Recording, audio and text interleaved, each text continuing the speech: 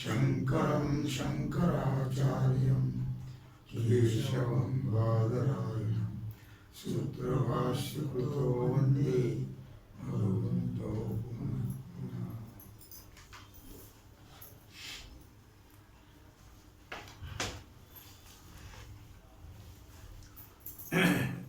विद्यासागर रहस्य तरंग 6वा, 6व्या तरंगाचे रहस्य, पाठ क्रमांक 96।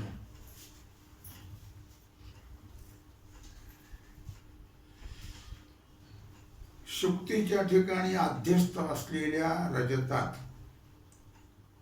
शुक्तीच्या इदंतेचा संबंध अध्यस्त आहे। कुठं? रजतामध्ये। शुक्तीच्या ठिकाणी रजत कसं आहे? अध्यस्त आहे। त्या रजतामध्ये शुक्तीच्या इदंतेचा संबंध अध्यस्तच आहे। आता रजतच अध्यस्त आहे तर संबंधही अध्यस्तच असणार की नाही? कल्पितच आहे। म्हणून इदम रजतम अशी रजताची प्रतीती होते। हे रजत आहे, रजतही खोटं, इदम तो आहे खोटे। जसा शुक्तीच्या इदंतेचा संबंध रजताशी आहे, खरं आहे शुक्ती आणि आपण म्हणतो रजत। काय इदंतेचा संबंध कोणाशी आहे? शुक्तीच्या इदंतेचा संबंध रजताशी आहे। इदंतेचा म्हणजे सामान्य ज्ञान। इदन म्हणजे हे सामान्य ज्ञान। हो, इदंतेचा म्हणजे हे ही शुक्ती आहे म्हणलं की नाही? मग ते ही शुक्ती आहे तर तो संबंध कुठे गेला? रजताकडे। हे रजत आहे। मग तसा शुक्तीच्या ठिकाणी असणाऱ्या प्राक्सिद्ध धर्माचाही रजताशी संबंध आहे। प्राक्सिद्धत्व धर्माचा कुठे? शुक्तीच्या ठिकाणी असणाऱ्या प्राक्सिद्धत्व म्हणजे पूर्वी असणं का? रजताशी संबंध आहे। कारण रजताच्या प्रतीती कालाच्या पूर्वी शुक्ती आहे की नाही? म्हणून शुक्तीच्या ठिकाणी प्राक्सिद्धत्व आहे, पूर्वी असणं।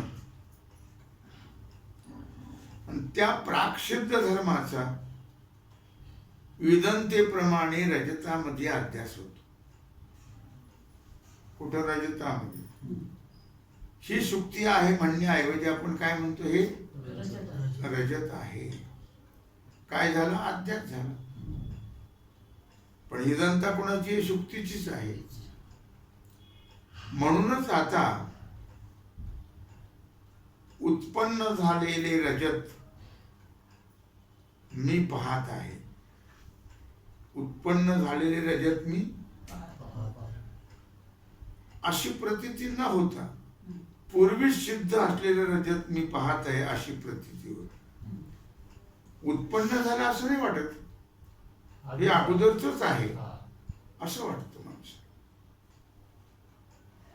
या प्रतीतीचा विषय प्राग्जातत्व आहे। या प्रतीतीचा विषय काय आहे? पूर्वी असणे। परंतु ते प्राग्जातत्व वास्तविक रजतात तर नाहीच। रजतात फक्त इदानी जातम जातच आहे, म्हणजे हे रजत आहे एवढंच। असं असताही रजतात प्राग्जातत्व प्रतीत होते। हा, हे अगोदरच होतं बरं का, हे रजत अगोदरच होतं असं प्रतीत नाही येत। प्राग्जातत्व म्हणजे पूर्वी असणं, लिहून ठेवायचं। प्राग्जातत्व म्हणजे पूर्वी असणे। म्हणून रजतामध्ये प्राग्जातत्व धर्माची उत्पत्ती होऊन प्रतीती मानावी तर विनाकारण गौरव करावा लागतो। आणि नाहीच तर काय विनाकारण गौरव आहे की नाही. म्हणून रजतामध्ये प्रागजातत्व धर्माची उत्पत्ती होऊन प्रतीती जर मांडली किंवा पूर्वीच आहे असं जर मांडलं तर शुक्तीच्या ठिकाणी असणाऱ्या प्रागजातत्व धर्माची प्रतीती मांडणेच योग्य आहे. कुठं? शुक्तीच्या ठिकाणी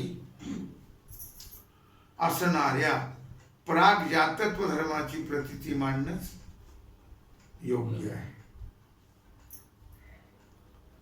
हा शुक्ती आहे ना अगोदर, रजत नाहीये, शुक्ती अगोदरचीच आहे. त्या शुक्तिनिष्ठ प्रागजातत्व धर्माच्या प्रतीतीने रजतनिष्ठ इदानी जातत्व धर्माच्या प्रतीतीस प्रतिबंध होतो. कुणाच्या? शुक्तीच्या. रजताला प्रतिबंध होतो. मग तो त्या प्रतिबंधामुळे रजताची उत्पत्ती होत असूनही त्या उत्पत्तीची प्रतीती होत नाही. प्रतिबंधामुळे ही शुक्तीच आहे, हा प्रतिबंध आहे.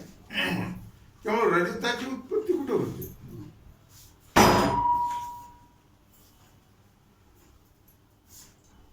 कळलं का?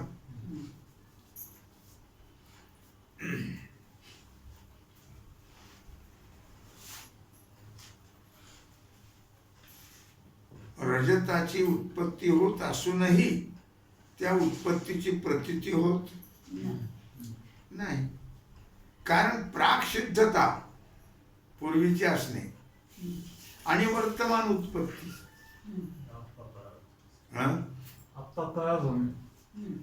या परस्पर विरोधी आहेत. हे पूर्वीचं ना आत्ताच हे विरोधी आहेत.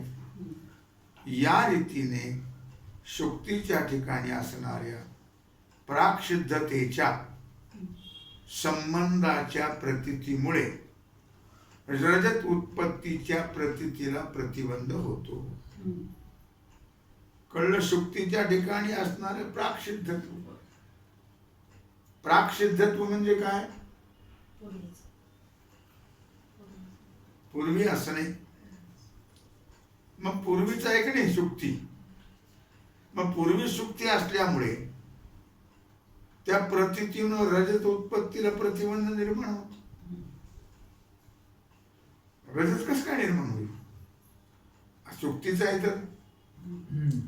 म्हणून रजताच्या उत्पत्तीची प्रतीती येत नाही, उत्पन्न होत नाही, भासते. रजत उत्पन्न होत नाही, भ्रमाने भासते. आता शुक्ती ज्ञानाने रजताचा नाश होतो असूनही रजत नाशाची प्रतीती झाल्याची प्रतीती होत नाही. आता शुक्ती कळल्यावर रजताचा नाश झाला का? आणि कशी काय प्रतीती येईल? मग त्याचंही कारण असंच आहे. असं पहा की अधिष्ठान शुक्ती ज्ञानाने रजताचा नाश होतो. अधिष्ठान शुक्तीच्या ज्ञानाने रजताचा नाश होतो. नाश म्हणजे बाध निश्चय. नाश म्हणजे काय? बाध निश्चय. कारण नाही त्याचा नाश होत नसतो, त्याचा काय होत असतो? बाध होत असतो. शुक्तीत कालत्रयी रजत नाहीच आहे. काय? जसं परमात्म्याच्या ठिकाणी जगत कालत्रयी नाही. जगात परमात्मा आहे पण परमात्म्यात जगत नाही, कालत्रयी नाहीच.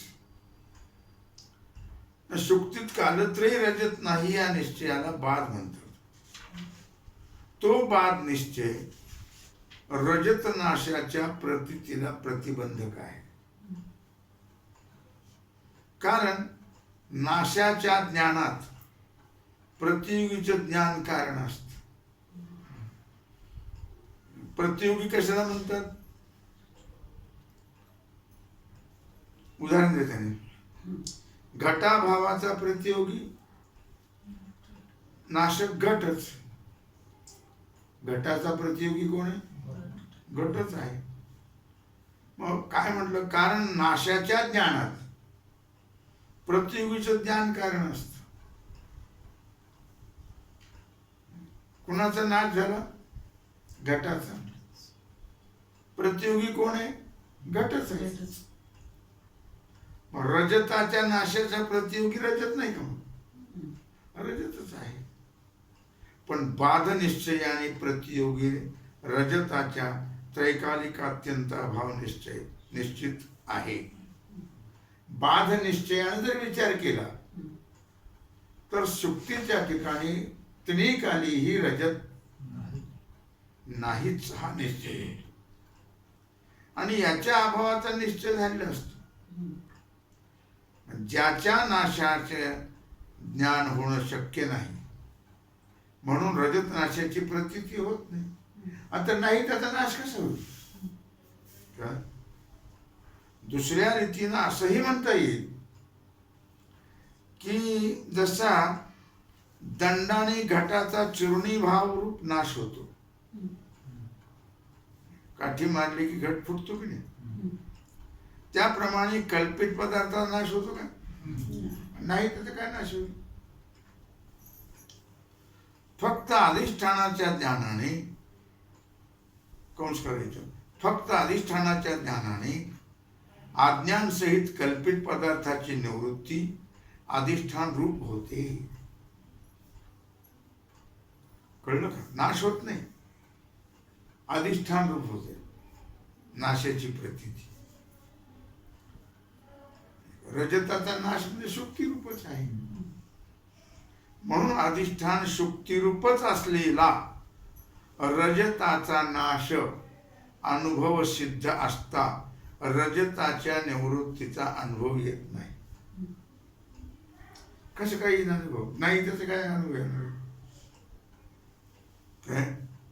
हे म्हणण्याचा असा धैर्यच म्हणावं लागेल. आणि नाही त्याचा कसं नाश होईल? काय एकंदरीत कल्पित रजताची उत्पत्ती होती. कळतं की नाही? तिथे जीव लावून नको सारखी. कल्पित रजताची उत्पत्ती होते.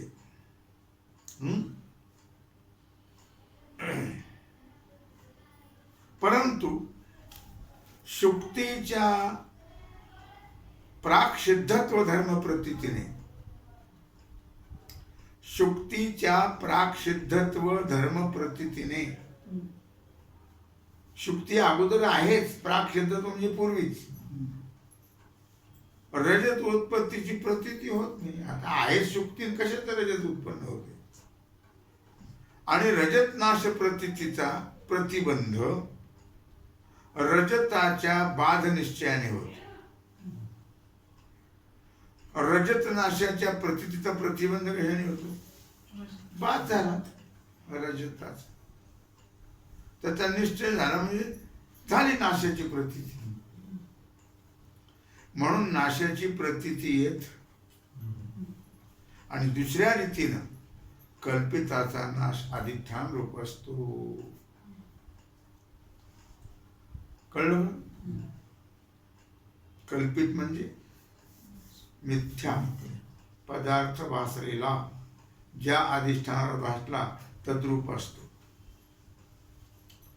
त्याची प्रतीती होते असं वरील शंकेचं समाधान आहे. काय? कल्पिताचा नाश अधिष्ठान रूप असतो व त्याची प्रतीती होते. तर शंका दुसरी आणि समाधान. अहो प्रत्यक्ष प्रमाणाने आम्हाला जगत सत्य वाटतं. दिसतंय सत्य वाटतं, खोटं वाटतं? चालविती व्यवहारच सत्य म्हणून. परंतु वेदांत मताने वारंवार जगत मिथ्या आहे. किती जरी डांगोरा पिटवलं वेदांताने तरी आम्हाला कसं वाटतं? सत्यच वाटतं. सत्य नाही आहे पण सत्यवर, जगत मिथ्या आहे असं सांगतात शंका बरं का. पण याबद्दल अशी शंका येते की जगन मिथ्या आहे या वाक्यामध्ये सांगितलेला जगतावरील मिथ्यात्व धर्म मिथ्या आहे का सत्य आहे? जगतावरील मिथ्यात्व धर्म मिथ्या आहे का सत्य आहे? मिथ्या म्हणजे सत्य होईल. मग पुन्हा मिथ्या मिथ्या ते सत्य असतं, मिथ्या मिथ्या ते सत्य. मग यातील कोणत्याही प्रश्नास आपण अस्थिपक्षी उत्तर दिलं तरी ब्रह्माचं अद्वितीयत्व टिकणार नाही. तुम्ही काय तुम्हाला काय म्हणायचं ते म्हणा. काय जगत मिथ्यात्व धर्म मिथ्या आहे का सत्य आहे? दोन्ही म्हटलं तरी ब्रह्माचं अस्तित्व टिकणार नाही. कोणत्याही प्रश्नाला आपण अस्थिपक्षी उत्तर दिलं तरी ब्रह्माचं अद्वितीयत्व टिकणार नाही. मग भेद होईल निर्माण. दोन सत्य झाले, दोन मिथ्या झाले, आणि मग अद्वैतत्व कुठं राहिलं? राहत नाही. असं समजा किंवा यज्ञदत्त आणि देवदत्ताला तू लबाड आहेस असं म्हटलं. लक्षात आहे का? लक्षपूर्वक आहे का? यज्ञदत्त आणि देवदत्ताला तू लबाड आहेस असं म्हटलं. देवदत्ताने त्याला विचारलं की तू मला लबाड म्हणतोस, पण ते तुझं लबाड म्हणणं मिथ्या आहे का सत्य आहे? बरं का? यज्ञदत्ताने उत्तर दिलं तू लबाड आहेस हे माझं म्हणणं मिथ्या आहे. म्हणजे कसं आहे? मग सत्यच आहे. मग देवदत्त त्याला म्हणतो तू या तुझ्या उत्तरावरूनच मी लबाड नाही. कळतंय का? हे आपोआपच सिद्ध झालं. काय तू लबाड आहेस असं म्हटलं की त्याने. मग तू लबाड आहेस हे माझं म्हणणं मिथ्या आहे म्हणजे काय झालं? मग तू लबाड नाही, सत्य आहे.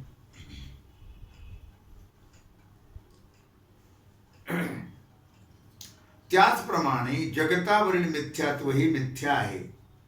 म्हणजे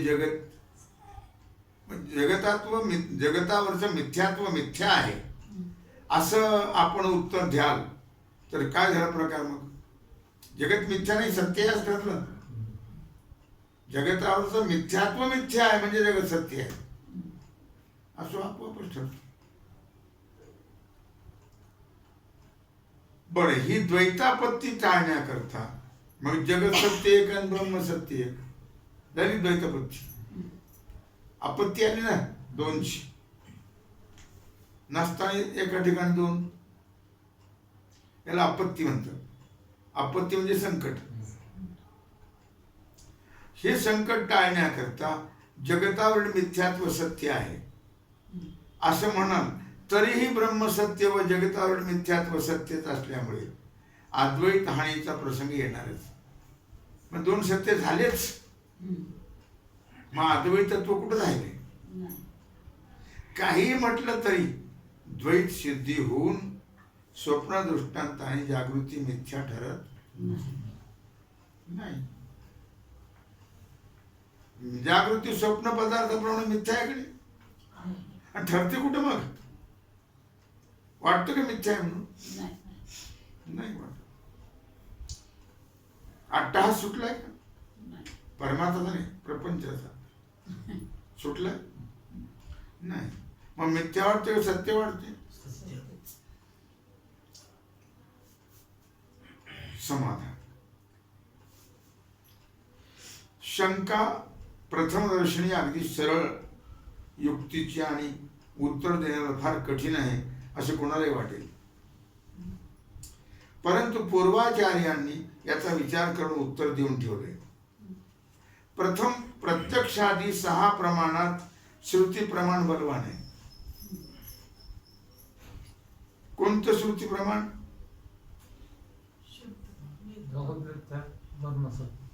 कोणतं श्रुती प्रमाण आहे? कोणतं श्रुती प्रमाण? कोणतं श्रुती प्रमाण? 6 प्रमाणात श्रुती प्रमाण. शब्द प्रमाण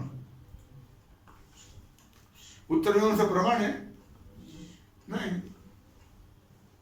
6 प्रमाणात म्हटले की त्यांनी श्रुती प्रमाण म्हटलं की नाही. वेद कशाला म्हटलं? म्हणजे कशाला म्हटलं? शब्द. मग आलं लक्षामध्ये? हा, श्रुती प्रमाण बलवान आहे असं माग सांगितलेलं आहे.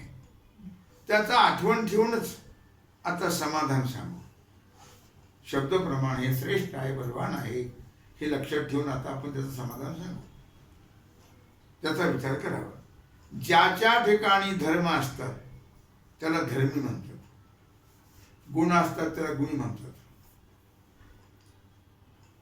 जगताच्या ठिकाणी प्रत्यक्ष प्रमाणाने सत्यत्व धर्म आणि श्रुती प्रमाणाने मिथ्यात्व धर्म असं प्रतीत होतं. प्रत्यक्ष प्रमाणाने सत्यत्व आणि श्रुती प्रमाणाने मिथ्यात्व. श्रुती काय सांगते? जगत मिथ्या आहे. आम्हाला काय वाटतं? सत्य आहे. म्हणजे धर्मी जे जगत त्यावर सत्यत्व आणि मिथ्यात्व असे परस्पर विरुद्ध धर्म प्रतीत होतात. धर्मी कोण आहे? जगत आहे. सत्यत्व मिथ्यात्व धर्म त्याच्यावर प्रतीत. आता प्रश्न असा येतो की सत्यत्व धर्म मिथ्यात्व धर्माचा तिरस्कार करील किंवा मिथ्यात्व धर्म सत्यत्व धर्माचा तिरस्कार करील. म्हणजे कोण कोणाचा तिरस्कार करीत आहे? की कोण कोणाचा तिरस्कारी आहे? सत्यत्व का मिथ्यात्व? म्हणजे धर्मी जे जगत त्यावर सत्यत्व आणि मिथ्यात्व दोन आले की नाही? मग हे विरुद्ध धर्म आहेत. सत्य मिथ्या विरुद्ध आहे की नाही? सत्य सत्य असतं, मिथ्या मिथ्या असत नसतं विरुद्ध. पण सत्य आणि मिथ्या हे विरुद्ध आहेत. आता प्रश्न असा आहे, मग सत्यत्व धर्म मिथ्यात्व धर्माचा तिरस्कार करील का मिथ्यात्व धर्म सत्यत्व धर्माचा तिरस्कार करील? कोण कोणाचा तिरस्कार करेल? सत्यत्व मिथ्यात्वाचा का मिथ्यात्व सत्यत्वाचा? एवढाच विचार कर्तव्य आहे. सत्यत्व मिथ्यात्वाचा का मिथ्यात्व सत्यत्वाचा तिरस्कार करील एवढाच विचार करणं कर्तव्य आहे. प्रथम ही गोष्ट लक्षात ठेवली पाहिजे की पुरुष बुद्धिकृत प्रत्यक्षापेक्षा अपौरुषे श्रुती बलवान आहे. माणसाच्या सत्यत्व बुद्धीपेक्षा वेद प्रमाणाला महत्व आहे. ही गोष्ट पहिली लक्षात ठेवली पाहिजे. पुरुष बुद्धिकृत प्रत्यक्षापेक्षा अपौरुष श्रुती बलवान आहे हे मागे अनेक वेळा सांगितलंय. आता वरील शंकेचं समाधान वेगळ्या वेगळ्या रीतीनं अनेक ग्रंथकारांनी केलेलं आहे. त्यात 1-2 ग्रंथकारांनी केलेलं समाधान साधारण समजण्यासारखं आहे म्हणून त्याचा सारांश इथं देतो. जास्त सगळ्यांचं नाही सांगत बसत. अद्वैत दीपिकाकार ते असं म्हणतात, फार अजून ग्रंथ आहेत फार मोठे मोठे. अद्वैत दीपिका एक ग्रंथ आहे मोठा. असे बऱ्याच ग्रंथाचे नाव दिलेत आपल्याला वेदांताचे मोठमोठ्या, की प्रमाण सिद्ध एक धर्मापासून आपण तर वृत्ती प्रभाकरच हात टेकले.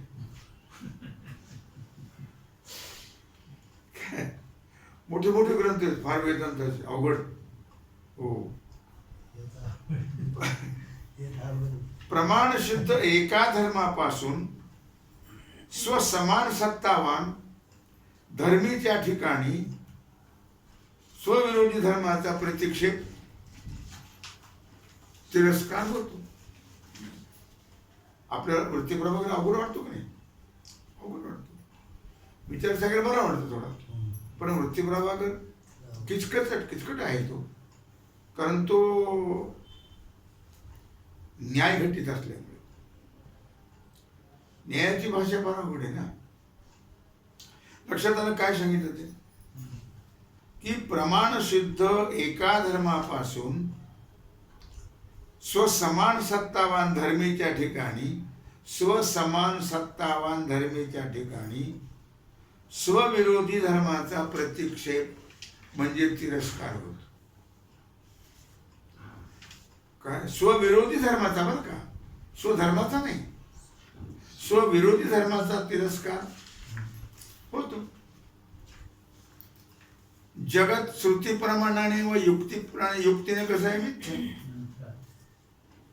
हे चौथ्या, पाचव्या आणि या 6व्या तरंगात सिद्ध केले.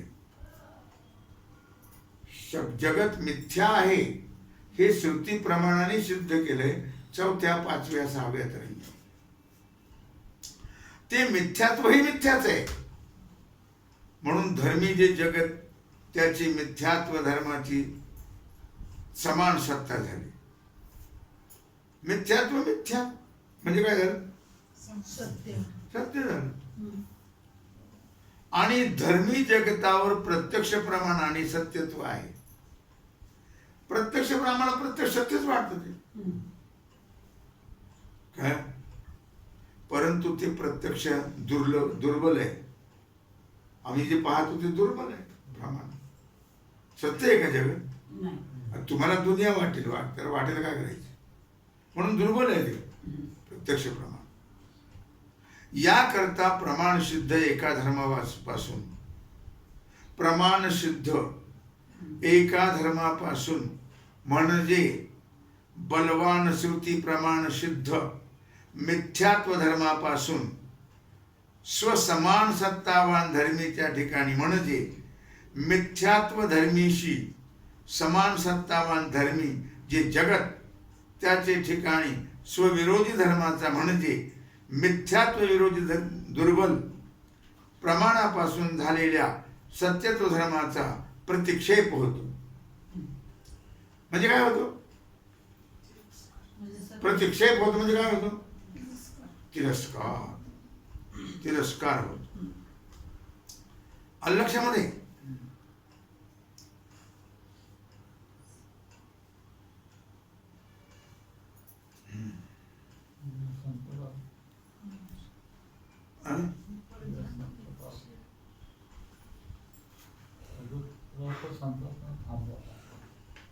बस का मग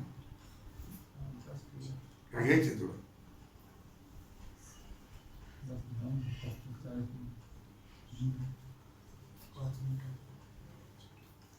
काय लक्षात आलं का तुमच्या? की म्हणजे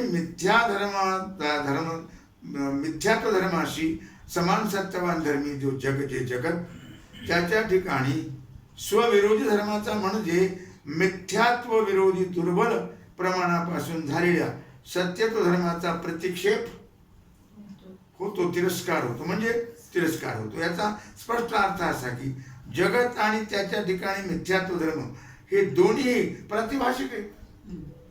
जगतही प्रातिभाषिक आणि प्रातिभाषिकाचं सत्यत्व ते प्रातिभाषिक. म्हणून मिथ्यात्व धर्म जगताच्या ठिकाणच्या सत्यत्व धर्माला घालून देईल. कोण? मिथ्यात्व धर्म सत्यत्व धर्माला घालून देईल. कारण प्रबल कोण आहे? मिथ्यात्व धर्म. याला दृष्टांत असा की एका चोराच्या घरी 2 पाहुणे आले. त्यात एक चोर आणि दुसरा संभावित होता. आता पाहुण्याचा कंटाळा असतो अशी आपल्यात म्हण आहे. त्याप्रमाणे चोर पाहुणा संभावित पाहुण्याला आणि संभावित पाहुणा चोर पाहुण्याला घालून देण्याचा प्रयत्न करू लागला. परंतु मालक स्वतः चोर होता. म्हणून चोर पाहुण्याचे व मालकाचे मनोविकार एक असल्यामुळे समान जातीत्व झालं ना. मग चोर पाहुण्याने संभावित पाहुण्याला घालून हे दोन्ही सारखे झाले. या उदाहरणात चोर आणि संभावित यांच्या योग्यतेचा विचार मुख्य नाही आहे. घरच्या यजमानाशी समान स्वभाव कोणत्या पाहुण्याचा आहे एवढंच पाहायचं आहे. त्याप्रमाणे सत्यत्व श्रेष्ठ का मिथ्यात्व निकृष्ट या विचारात मला महत्व नाहीये. निकृष्ट कोण याला महत्व नाही. धर्मी जगताशी समान धर्म कोणता आहे, कोणाचा आहे एवढंच पाहायचंय. आणि त्या जगत आणि मिथ्यात्व हे दोन्ही प्रातिभाषिक आहेत. मग जगतावरील मिथ्यात्व धर्म तद्विरोधी सत्यत्व धर्माला घालून देईल. मिथ्यात्व धर्म कारण दोन्ही मित्र आहे ना आता, मिथ्यात्व आणि जगत, मग ते सत्यत्वाला घालून देईल असं अद्वैता दीपिकाकारांचं मत आहे. तेव्हा झाली सेवा भगवत चरणी समर्पित करून राहिला जो सेवेचा भाग आहे तो दुसरं मत आहे ते उद्या बघू. कुंडली कबरदी हरविठ्ठल श्री ज्ञानदेव तुकाराम पंढरीनाथ